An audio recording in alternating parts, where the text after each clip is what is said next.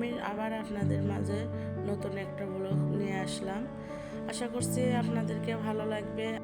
সকালবেলা রান্না করলাম আমি মুগরি ফ্রাই করছি আর খিচুড়ি রান্না করছি। দুপুরবেলাও কি রান্না করব সব আপনাদের সঙ্গে শেয়ার করব। আর আমার খিচুড়ি তো খুব ফেমাস খাবার, আমার বেশিরভাগ খিচুড়ি সকালবেলা খিচুড়িটাই রান্না করি।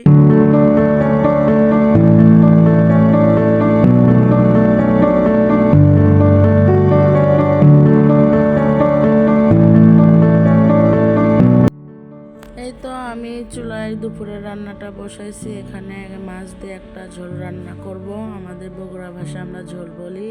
এটা আলু, বেগুন আর আটে আছে, কচুর মুখী আছে। আর চুলায় আমি ভাজি বসাইছি, এখানে বরবটি ভাজি করতেছি আলু দিয়ে। আমার ঝোলটা রান্না হয়ে গেছে। এদিকে আমি মশলাটা কষে নিচ্ছি। এটা আমি হাঁস রান্না করব দেখে মশলা কষাচ্ছি। এটা আমি ভালো করে কষানো শেষ করব।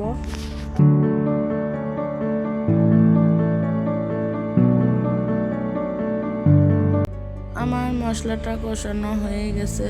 আমি অনেক সুক্ষণ ধরে মশলাটা কষাইছি। এখন এর ভিতরে আমি হাঁসটা দিয়ে দেব, দিয়ে সুন্দর করে আমি এটা কষে নেব। আর ডিমটা এখন দেব না।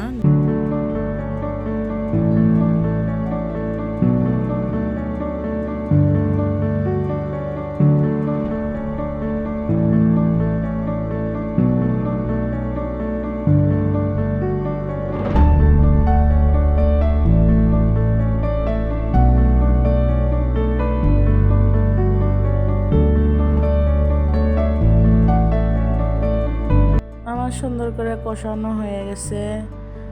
তেল দেখেন উপরে উঠছে, তখনই বুঝবেন যে কষানো শেষ।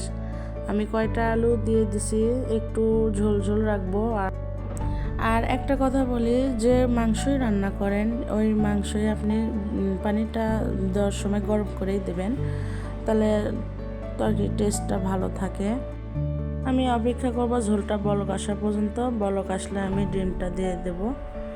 আর ডিম দিয়ে একটু সুন্দর করে একটা বলক দিয়ে নেব। নিয়ে এই তো আমার হাঁসটা রান্নাও শেষ। আর কত সুন্দর কালার আসছে দেখেন। আর এত কিছু রান্না হচ্ছে, আমার বাসায় কিন্তু মেহমান আছে, তার এই জন্য আমি রান্না করছি। এখানে আমি পায়েস রান্না করেছি। এখানে দুধের ভিতরে আমি চালটা দিয়ে ফুটে নিছি। আর দুধটা জাল করে রাখছি, ওটা এখন আমি এর ভিতরে চিনি দিব, দিয়ে ওটা ঘন হয়ে আসলে দুধ সবগুলো ঢালে দেবো। তাহলেই দুধের ভেতর পায়েসটা রান্না করলে পায়েসটা ভালো হয়।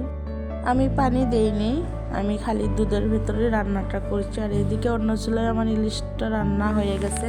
সব ওইভাবে দেখানো যায় না। আর আমার বাসায় কি আসছে সেটা তো বলিনি আপনাদেরকে। আমার বড় আপু আর মা আসছে।